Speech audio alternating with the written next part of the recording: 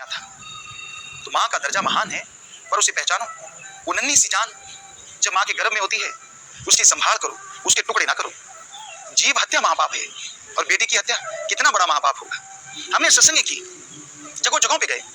मध्य प्रदेश के झाबुआ साइड में एक जगह हम गए, और वहां एक अलग ही रीत को देखा। बेटी को गड्ढा खोद के जिंदा जी उसको दफना दिया जाता। कई जगहों पे उसको इतनी मात्रा में अफीम दे दी जाती, और कई जगहों पे पैदा होने के बाद नहाने के बहाने पानी में डुबो के मार दिया जाता। और उस एरिया में कभी कोई बारात लेके नहीं आया था। ये 90 या 93 के बीच की बात, या 4 के बीच की बात। हमने सत्संग वहां किया, लोगों को समझाया। तो वहां 2009 में सबसे पहले बारात आई, यानी लड़की वहां जिंदा रही, जो एक अजूबा था, क्योंकि वहां पता नहीं कब से लड़कियों को मार रही थी। तो वो बड़ा प्रचार हुआ कि वहां एक शादी हुई है, वहां बारात आई है। तो इसी तरह बहुत सी घटनाएं हुई हैं। एक जगह पंजाब की बात है, हम सत्संग कर रहे थे शायद फरीदकोट। तो वहां पे बहुत दुनिया आई सत्संग सुनने, बहुत लैंडलॉर्ड लोग आए। एक आदमी आया अपनी पत्नी के साथ, सत्संग सुना। हमने यही टॉपिक वहां पे चलाया कि बेटियों को गर्भ में मत मारो। उसने सुना, वो रोने लगा, वो अपने घर चला गया।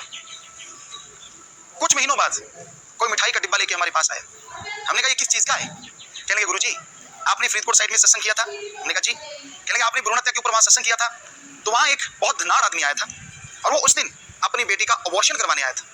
लेकिन जैसे ही सत्संग सुना, वो रोने लगा, और उसने बेटी का अबॉर्शन नहीं करवाया, बल्कि जब बेटी पैदा हुई तो सारे गांव में लड्डू बंटवाए, और उसी में से एक डिब्बा आपको भेजा है। इतनी खुशी हुई, इतनी खुशी हुई कहने सुनने से बड़ी, कि हमारा प्रयास सफल रहा। लोग राक्षस प्रवृत्ति बदल रहे हैं। ये राक्षस प्रवृत्ति नहीं तो और क्या है। हमने ये तो सुना था सर्पनी अपने बच्चे आप खा जाती है, और ये भी सुना था बंदरिया के पास बच्चा होता है, बाढ़ आ जाए तो बच्चे को सिर पे बिठा लेती है, और जब एक ऐसा समय आए उसे लगे कि मैं डूबने जा रही हूं, तो कहते हैं उस बच्चे को अपने पांव के नीचे दबा के मार देती और खुद बच जाती है। पशुओं में तो ये प्रवृत्ति सुनी थी, आदमियों में ये प्रवृत्ति, अच्छे अच्छे पढ़े लिखे धनवान लोगों में ये प्रवृत्ति, बड़ी हैरानीजनक है।